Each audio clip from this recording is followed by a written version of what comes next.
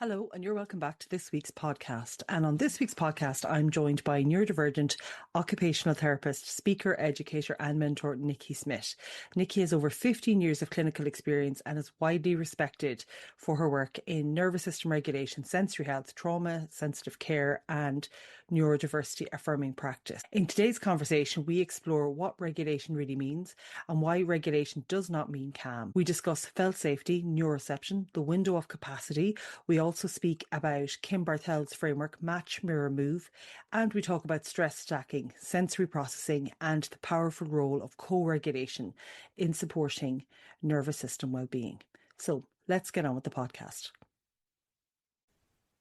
Hello, this week on the podcast, I have the absolutely incredible Nikki Smit. Nikki, you are so welcome to the podcast. And I suppose for any of our listeners that may or may not have heard of you before, do you want to give maybe a nice introduction to yourself? And I say nice because you're so humble when I was praising you earlier, but honestly, I think you're phenomenal. So do you want to maybe let everyone know a little bit more about yourself? Well, yes, I always have to do a little bit of self-regulation when people ask me to introduce myself because it does feel very uncomfortable. But thank you so much for having me. I'm very excited to be here today. I am Nikki. I'm an occupational therapist. I'm originally from South Africa, but I am based in Singapore at the moment. I have been here for a long time, since 2012, and I have worked mainly, for most of my career, it was mainly with children, mainly neurodivergent kids. And since then, my work has evolved a lot. So now a lot more my work is around supporting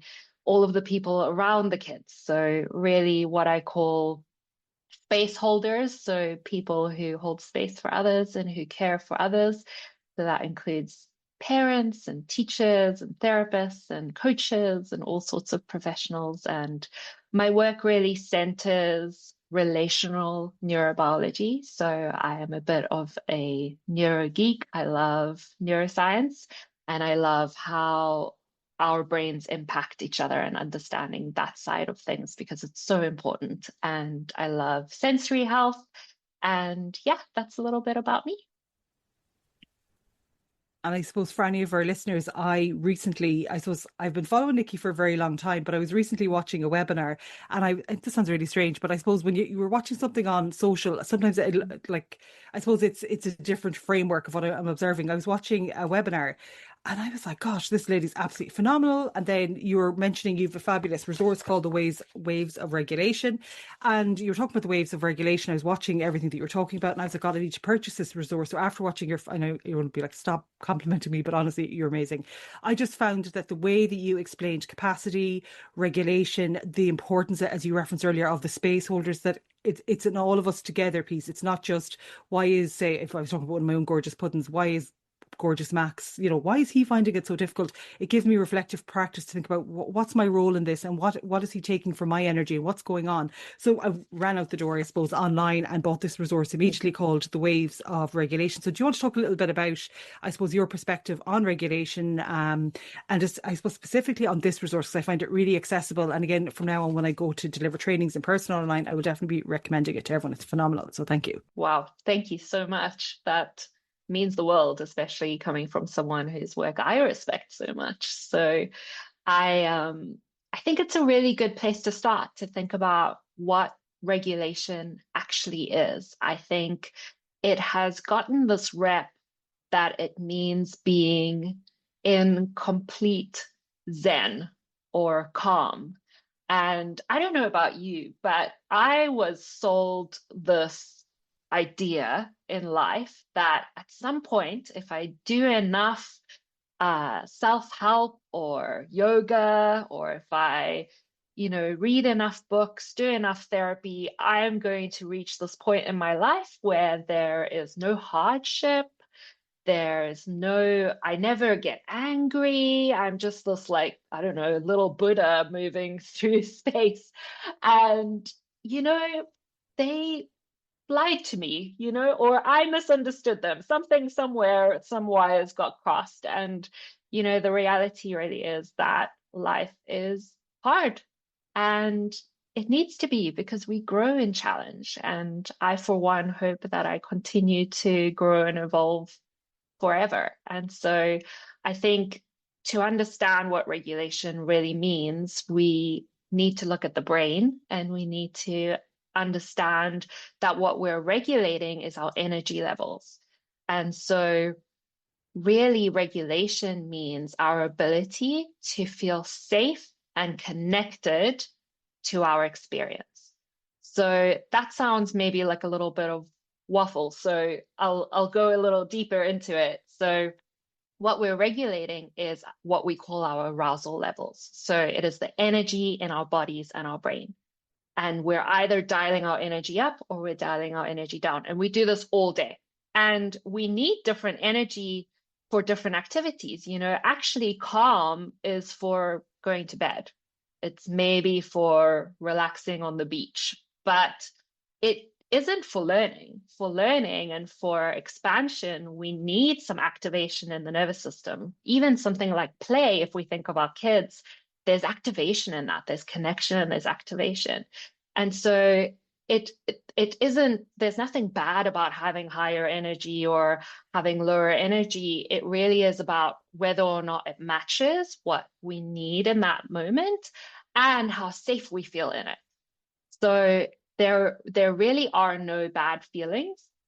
The experience is about, how do I feel in connection to that feeling? Can I be connected? So there can be safety in feelings of anger, in feelings of frustration, even in grief. I can be regulated and be in grief even, because I can know that I'm going to survive that feeling. And what the science shows us is that if we can connect to our feeling for 60 to 90 seconds, the chemistry of that feeling moves by itself.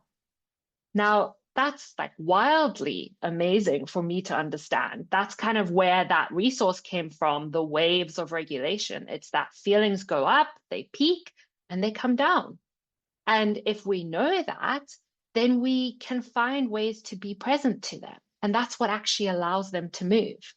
So yeah, that's what I think of. A word I think I hear a lot, I suppose just broadly across schools, is the word dysregulation. And I think sometimes, and this may be just my own interpretation of it, that sometimes it's viewed that it's the person's, inverted commas, fault that they're dysregulated. And maybe sometimes we don't reflect on our own energy and our own kind of regulation, how that might impact or enhance the other person's experience, say whether it's at home, myself as a parent, at school. I often find, I think you spoke about this as, I'm going to say this probably around mirror neurons when I was watching you on the webinar. If I'm very dysregulated here, so for example, my husband was away the other week for the week and I was here because I have 4 neurodivergent children, and normally I'm like, we can kind of balance things out between ourselves, but that particular week I would say I wasn't as regulated as I could have been. And by the end of the week I was like, you know, this has been very, very tricky this week, but I could see all of the kids were a little bit outside of their own, as you would refer to, window of capacity. Like they were trying to modulate, or I was trying, I don't even know if I was doing it very well, but I remember thinking, I can see now what Nikki was chatting about on the webinar, because it's like you referenced feeling safe enough to meet where you're at. And I was thinking, I don't feel safe enough to acknowledge how overwhelmed I am, because I have to keep pushing through now till the boys and Haley's dad is home. So can you talk a little bit maybe then about the role of the space holders then? So people like myself, so that week when I was totally way outside my window of capacity, how do I support, if I go reflectively go back to that week, how would I maybe in a betterment of a way supported, say, Jack, for example, to meet his regulation capacity? I love this question because you're allowing me to speak about one of my most favorite topics, which is co-regulation. And I think what's really important for us to remember is that we were designed for connection as human beings. So our brains actually grow in relationship. And before we can ever regulate ourselves or be present to our own experience and our own feelings, we first are shown that way of being present in relationship with someone else. So as their mother, you are showing them that their feelings are safe to have and that they will survive their feelings of overwhelm by being their co-regulator. And so I think what's also important to understand is that our nervous systems are constantly in communication. So a little bit earlier, you mentioned mirror neurons. And so that is this capacity of how we are constantly what we call tracking, which is therapy speak for watching and noticing each other's nervous systems, how our body and our brain is kind of where that energy is at. And this is a bit funny because it happens below a level of consciousness. So we are all constantly watching each other, but we're not necessarily thinking about what we're noticing. It's as if the brain has this dialogue happening below a level of consciousness. And I might see you nodding and I see the size of your pupils. I'm probably even noticing your breathing, your posture, which tells me, wow, she's really, right now, I'm making a guess consciously that, wow, she's really, what I'm saying is resonating with her. Or there was something that when I mentioned how you're showing your kids that a feeling is safe, I could feel the shift in your energy, right? Because I'm tracking your nervous system. And that's not just because I'm a therapist and I've been trained to do that. That's also because I'm a human being. We're all doing it. We're maybe just not always noticing it. And so that capacity is happening all the time. That maybe capacity is not a good word for it. That process of us noticing each other all the time is happening in every second, millisecond to millisecond. And so when I am with somebody, I am reacting to their experience and I'm reacting to my experience. And there's kind of like a resonance. It's like a tuning fork in a room that happens when there's a sound. And so I am noticing what's happening in your nervous system, whether it's conscious to me or not. And so I think the other piece that is very important to understand here is that your child can notice if there is a mismatch between what you're saying and what's happening internally for you, because you can't kind of think yourself out of the dysregulation, really. It's very hard to do. Let's say that. So when you're so overwhelmed, your example is beautiful, right? Because it's something that I'm sure a lot of families can relate to. And so mom gets overwhelmed and it's the end of the week. It's been a big week for everyone. Everyone's probably a little bit overwhelmed. And your overwhelm is probably also coming from their overwhelm, because co-regulation happens both ways, not just the way of you co-regulating to the child, right? So we get to the end of that week and now we feel this immense pressure as the grown-up in the relationship to have it together. And so we think, I've got to suppress that feeling. I don't want them to know that I'm overwhelmed. And that comes from a good place, right? Like you feel that pressure as their co-regulator because what we've been told is that we have to be calm so that they can borrow our calm. And this is the biggest misconception there is actually about co-regulation. What they need from us is authenticity. And that feels scary to us because we think, gosh, I can't let them in on my overwhelm. But in reality, the minute we speak that overwhelm, we're already regulating it. So first of all, you're already acknowledging that feeling, because if you think back to what we described as regulation, it is acknowledging and validating, being present to that feeling. So now you've said, oh, I'm overwhelmed, right? This is a lot for me. Dad's away. It's been a big week. We haven't slept much. I'm tired. You're tired. I am, this is a lot, okay? In that minute, you've already regulated yourself. Now you're doing something else. You are modeling to that little one, we can be with overwhelm and it's okay. This is what it looks like to validate our feelings. And then maybe you're doing a little something to regulate, right? Maybe you've done it in a way that I just did, where maybe you noticed I did a big exhale, okay? Sometimes I'll squeeze the sides of my body or I'll do a little wiggle. That's how I regulate. I don't know what I'm doing. That's just what works for me, right? And so then they see that as well. Now their mirror neurons go, oh, that's what mom does. That worked for her. Maybe I can try that, right? And so that is the process of co-regulation, is that speaking, that authenticity. And now they see a match between what they've noticed in your body, because let me tell you, those kids, they know when you're overwhelmed, whether you speak it or not. And so now there's a match, because if there's a mismatch, that feels unsafe to the nervous system as well.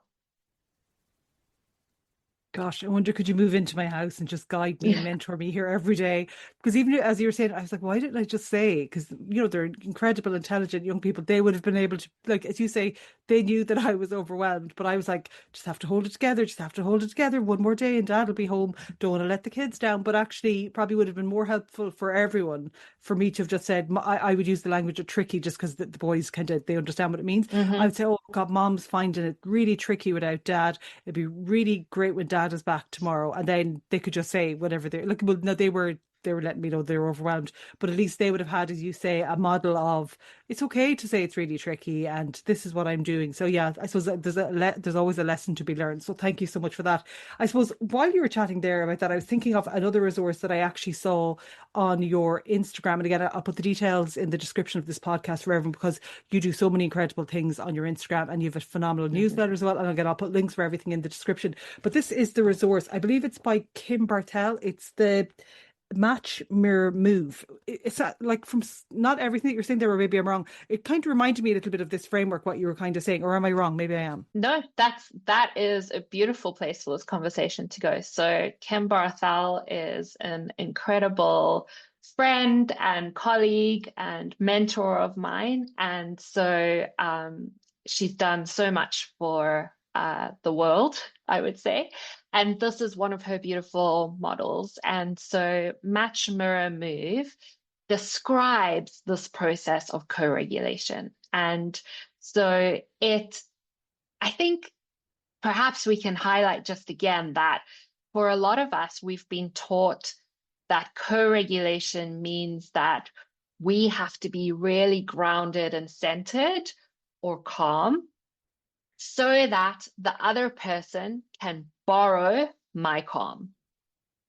And so we often say that in a way of saying, we will often say, I have to get low and slow and really calm in my nervous system so that you can borrow that. Now, I don't know if you can maybe think of one of your kids in a moment where they're really heightened, or where maybe even in that week that you just described, where maybe somebody got very frustrated or very angry, or people at home can maybe think about where there might even be some aggression that comes into play.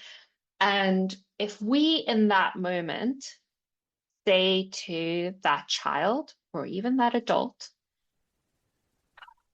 let's just take a deep breath and let's just get calm. Or if I get really slow and really low and I say, you're really angry.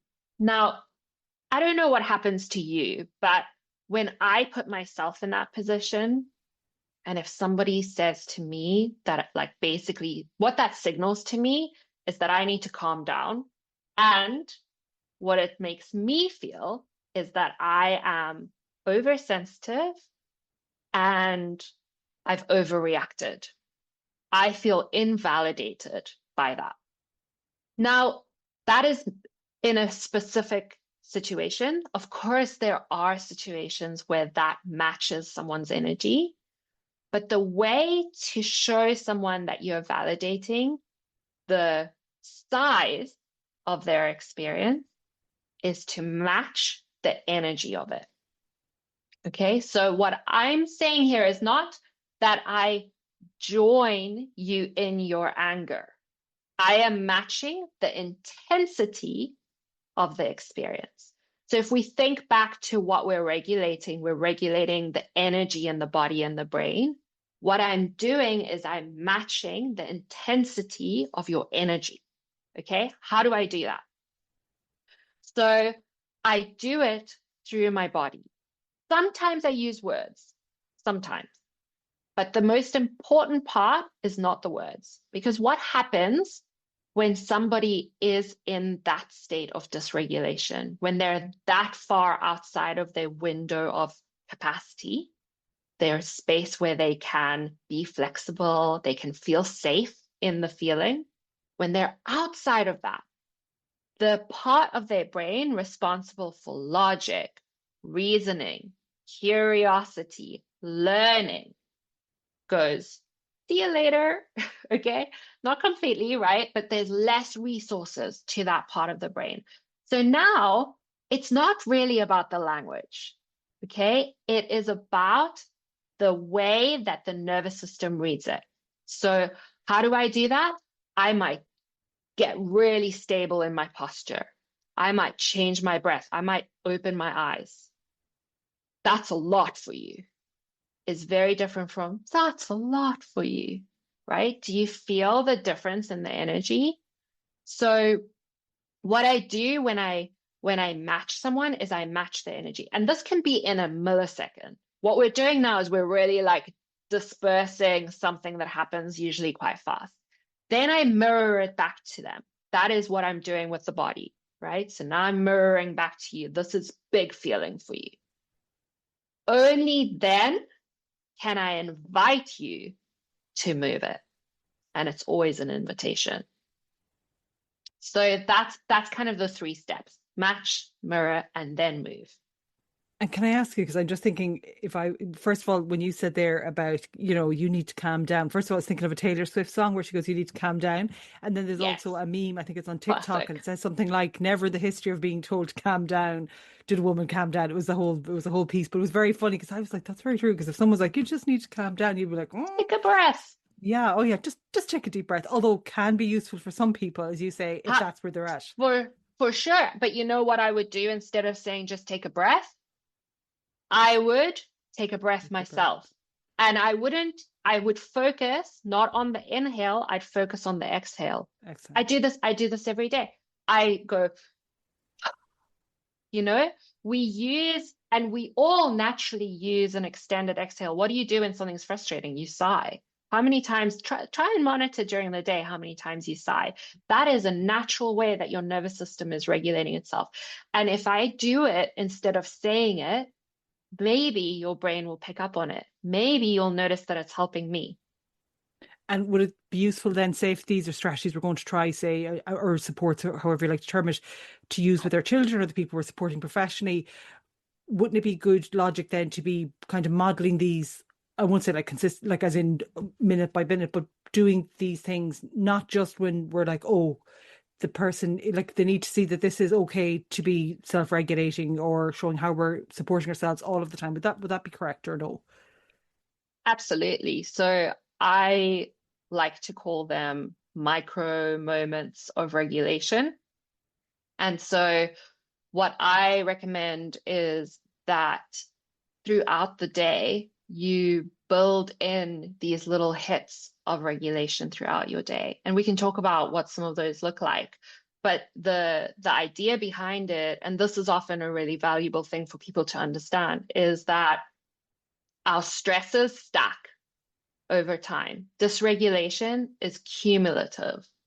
So often in kind of like behavior management and in a lot of therapeutic training, teaching training, we were taught that you look at what's happening just before the big meltdown or the big outburst. And it's very tempting to do that, right?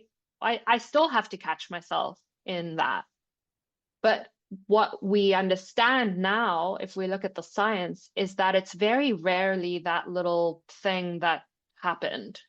Most of the time, these stresses are stacking throughout the day, throughout the weeks, and we don't know about it. It's not conscious to us.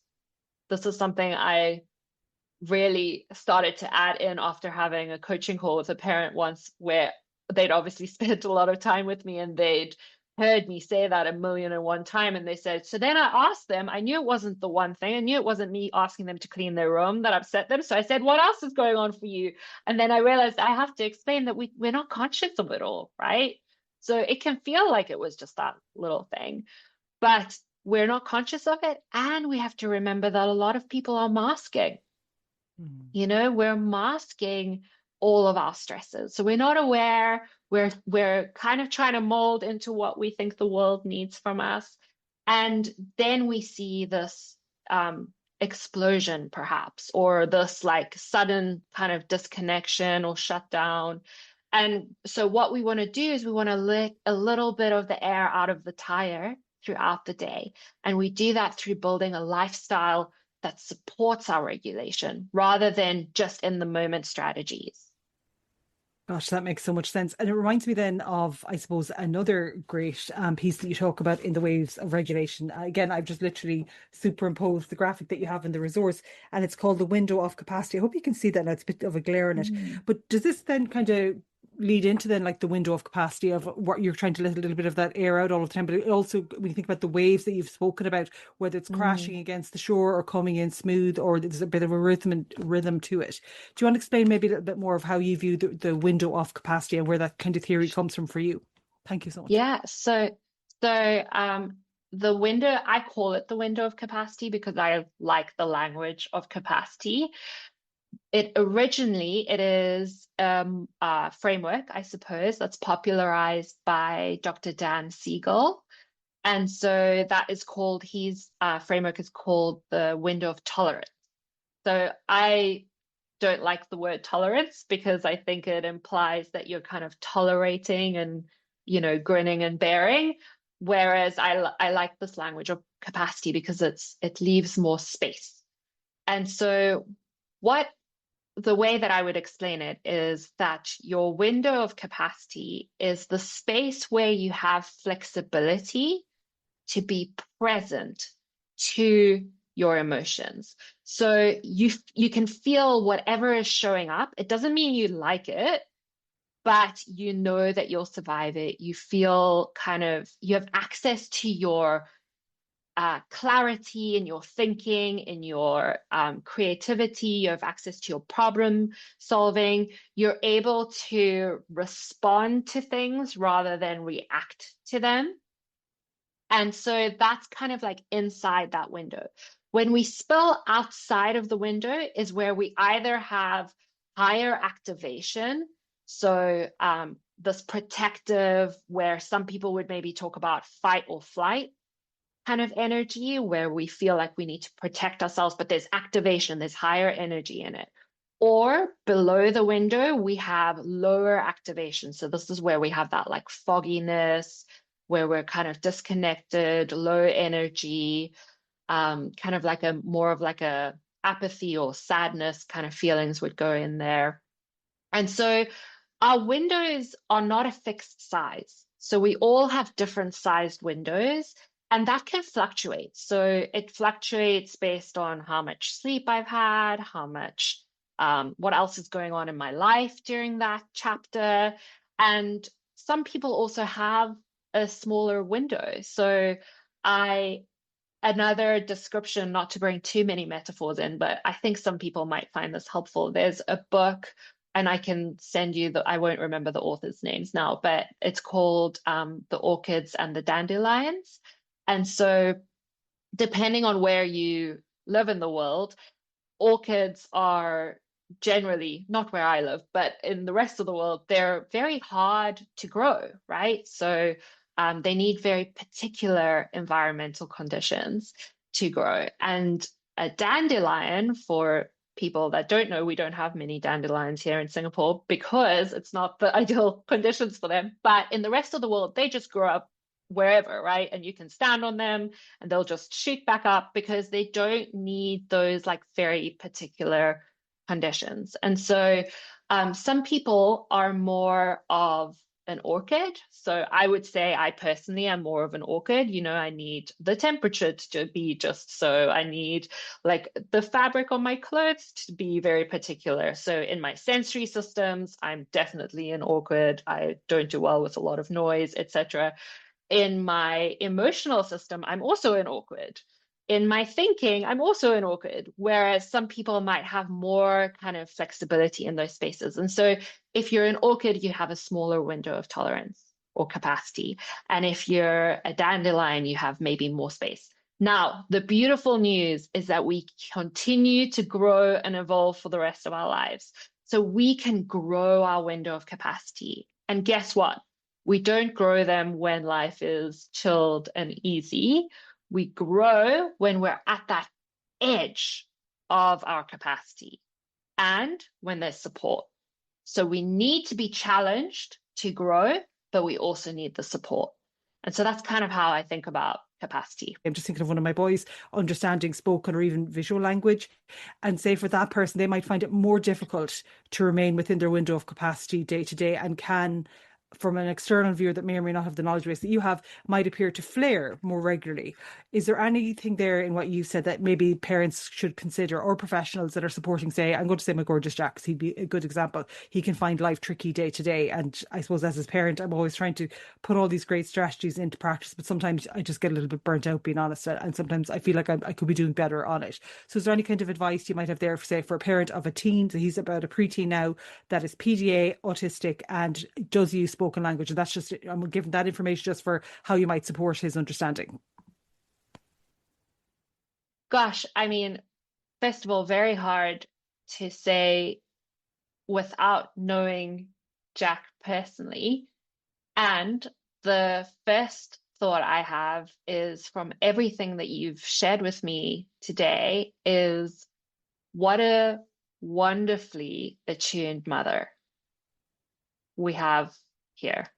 You know, somebody who really is tapping into her child and noticing even the way you describe it, right? Like noticing his waves, noticing the way things fluctuate for him, and noticing how it fluctuates for you. Because I think when people ask me these questions, they really want me to say, I don't think, I'm not, maybe not you, because you know my work, but I think a lot of people kind of come saying, where's the list of strategies? And I really understand that, because I'm a clinician and I'm neurodivergent myself. So I understand the desire for a kind of list. And I think that if that worked, we would all be in a very different place, because those lists are readily available, right? So I think that the work really starts with us as grown-ups in the room. So really getting to know your own nervous system, what activates you, what settles you, what gives you greater ease in your own body as a parent, because knowing that is going to help you help Jack. Because when you notice that activation in your body, it's either something happening for Jack, or it's something from your history that has activated something, right? And so really, if we were to apply the match, mirror, move example to that, because I think match, mirror, move is a beautiful way to support someone with a PDA profile, because it so deeply honors their nervous system. It so deeply respects their pacing, their readiness, and their autonomy. I genuinely believe that. And it's what if I don't really think about it that way when I work with someone who identifies as PDA, but if I were to kind of slow it down, I think that's exactly what I do, is I meet them where they are. And I think the biggest thing that we can do when we're supporting a teenager specifically, but all humans, is to release our urgency. You know, if I can find a way to examine my nervous system and release the urgency for me to need him to change, and rather I can say, I see you in this. Like, that sucks for you. And it sucks, you know, that this has happened. And that is really not the way you wanted it to go. and that feels dangerous to your nervous system, and I see you. Not with my words, I'm not saying that, but in my energy, I'm matching him, I'm alongside him. It's another way of saying it is it's kind of like a sideways approach. I'm not directly in him, I'm next to him because he's seeing it. He knows, he's more aware of what's happening in your nervous system than you are, and then when he knows I've seen the size of it, then I can offer things. And I don't need to offer it directly. I don't need to say to him, Jack, let's do some deep breaths, or Jack, it really helps you when you use your weighted blanket, or when you go for a walk. I can do it myself, or I can present it in a way that works for Jack. And maybe over time I can say to Jack, hey, remember 2 weeks ago when that happened? I wondered, did you see that walk made you feel? I saw that, maybe if Jack's in his window of capacity, maybe I can say that to Jack, and we can shift our thinking a little bit. So I don't know if any of that is helpful. No, it absolutely, it absolutely is. And I was even thinking, I've printed this off obviously from your social, because when I deliver training, I tell all of the incredible educators, professionals, OTs about your resources. But I just think even, and I keep popping that up on the screen for anyone watching the video format of this, I suppose, podcast or just even conversation, because for me, I'm always better with a visual when I'm trying to think what someone's talking about. I suppose one thing I just wanted to just highlight for anyone listening, because sometimes there might be a little bit of confusion, just because many of our listeners might be neurodivergent and might take up language literally. When you're saying match, I'm going to give an example. Sometimes if Jack is particularly overwhelmed, he has about 5 billion teddies in his room and he likes to have them all in a certain way. But if he gets really upset or really overwhelmed, he might get, I'm not even joking, I might actually send you a snap after the call on Instagram. You'll see it. He's 5 billion teddies because he loves them. He might just throw them all around the room and he'd be really annoyed. And I know he does this because he's just, as you say, totally outside his window of capacity. He doesn't have his higher level thinking available, because it'll bother him for hours afterwards because he likes to have them all in a particular way. So you're not saying, for anyone listening, in case they take language literally like I would, that I don't go in now and start throwing the teddies around the rooms. That you're saying in your posture, if language is something that they might be able to meet you with, that's what just for anyone that might take language literally that's listening to the podcast. Absolutely. I'm not saying that we mimic their dysregulation. I am not saying that we escalate with them. I'm not amping myself up. I'm not with him in the rage. I am showing his nervous system that I understand the magnitude of this experience for him. So it's a validation. It's a validation, but it's not a validation in the sense that I'm joining it in it. And I'm not validating his story. I'm validating his feeling. It's different. Validating his experience or his story, validating his story is saying, oh, because your brother did this, or, that's wrong. And so that's different. What I'm saying is I know how big that was for you. And I'm doing that in my body because words are not necessarily available to him in that moment. And it's so much more powerful to do it through my body. So it's a validation of his experience. I'm not diving into, and that's hard for parents because we often do, especially with teenagers, we get on the ride with them. And that's not what they need. They don't need you to become enmeshed. We call it enmeshed. So they don't need me to become one with their feeling. They need me to say, I see you and I see how big this is for you. That's amazing. And even there, what you said, you don't need to, I was thinking of the urgency piece. That would be me. I'd be like, I just need to solve this now. And then everything will be fine again. And by the time I'm even thinking that, he's like, and I'm like, oh gosh, I need to, what I'll often do now, or learning as I go, is I'll take myself off away till I know I'm able to meet him then. And then I try. And again, you said some lovely things about me there. You're very kind. I definitely get it wrong 99% of the time, but I'm always trying to, for any parents that might feel the same, I feel really bad when I get things wrong, but I'm always trying to learn more, to do more, and to give myself the same compassion wherever I can allow myself to do that, that I give out all of the time to my own children. So for any parents listening, if you feel like you've got it wrong, or maybe you could have done things differently, it's okay to have done the best you could have done. And moving forward, now you have the incredible Nikki Smit here helping us all. I suppose that's a great example. I have something to say to what you just said, that I would say that it actually is even more helpful for him to experience you not getting it perfectly right and repairing it with him than it actually is you getting it right the first time. Interesting. Because, and the repair in healthy relationships, we have what we call rupture, where there's a misattunement, where I didn't quite catch what happened for you or what you needed in that moment because I had my own stuff going on or I missed it. We have that happening 70% of the time. And then what we do is we come back and we repair and we say, oh, I missed that. It doesn't necessarily mean a whole scripted apology.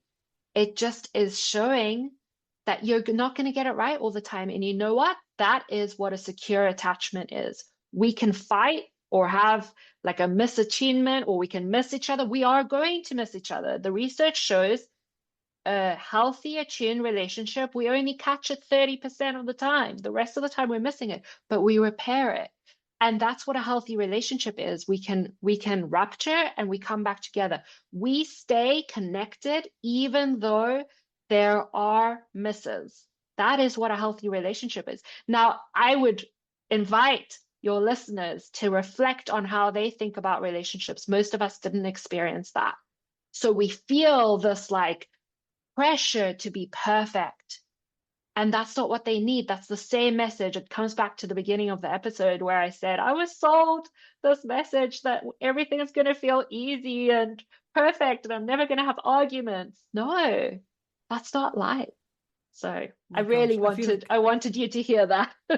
But you know, I feel like I know this is actually for the listeners, but I feel like I've learned a heck of a lot again today from you. Every time I hear from you or what you do. Also, for anyone listening, definitely check out Nikki's incredible Instagram. She does a series. I'm obsessed with it all, but obsessed with your nervous system diary series as well on social. You've provided so much, just great insight for everyone listening today. But I also wonder, because I think there'll definitely be people listening, and I know you're in Singapore. Anyone listening knows I'm shocking at geography. That's why I had to double check that is what you said. No, I'm dying, but I thought there was anyone listening. I'll just be totally transparent.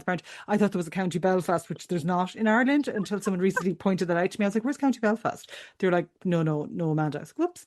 So that's why I asked. But I suppose for anyone listening internationally, you do provide supports and mentoring. Is that correct? Yes, correct. So I support all kinds of people. So any professional, parents, teachers, therapists, coaches, attached to kids, not necessarily attached to kids. And so I offer mentoring online internationally.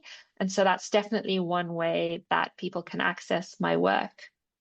And if parents, say, for example, like myself, wanted to say, talk to you for like a consultation, can they do that online with yourself as well? Yes, exactly. So it would be classed as coaching. Amazing. And then do you deliver webinars or anything? So I'm asking more for myself than anyone listening. Do you deliver like webinars regularly on your own platform, or is it more, because I've met you now, I think twice on other, like they were, I love a good summit on summits. So do you deliver like live or recorded trainings yourself? Because I think people would be really interested to know. Yes, so I've done a lot of summits and I've done webinars through other organizations, but the next big goal is to start kind of delivering Oh my them God. I'll be myself. like your So number I one will keep booker. you posted. Yeah, no, I I'm not will keep joking. you Anyone that posted. knows me from Little Puns knows I love a good webinar. I'll be on them all. That's amazing. So listen, Nikki, I won't take up any more of your time, but thank you. You've just been, as I said at the start and I'll say at the end, a phenomenal human being, OT, mentor, whatever you want to call it. I would just say phenomenal human being. Just you've been so kind to share your time, knowledge and experience with myself. For anyone listening, definitely check out Nikki's Instagram. This is my favorite post. I love them all. I love all the reels. Sorry, again, totally taking snaps of your social. This is the one, if you're looking for which one I'm I love talking it. about. And again, I'll put a link to this direct post. This is the one where you talk about the Kim Barthel framework, match, mirror, move, for anyone that wants to. And again, I'm going to pop this up just in my own office on the wall to remind myself with my gorgeous Jack. And then highly recommend, you have a number of PDF resources. This is one of the ones that I purchased, The Waves of Regulation, but you have more on the website and you have a phenomenal newsletter as well, I believe. Yes. I have a newsletter that comes out every 2 weeks. It's free. It's just kind of brings all of my information together. It's also somewhere where I can share about personal stories. So it's a nice way to connect with people. Amazing. So again, you'll always have 100% open rate for myself when I get your newsletter, because I just think you're amazing. So listen, we leave it there. Huge thanks to Nikki, and thanks to all of our listeners. Check out the description part of this podcast, or if you're watching it on YouTube, check out the description part there as well. All of the links and information will be there. But definitely, if you're not already, follow Nikki on Instagram and check out her website. All of the details will be below. So thanks to Nikki, and thanks to everyone. Thank you.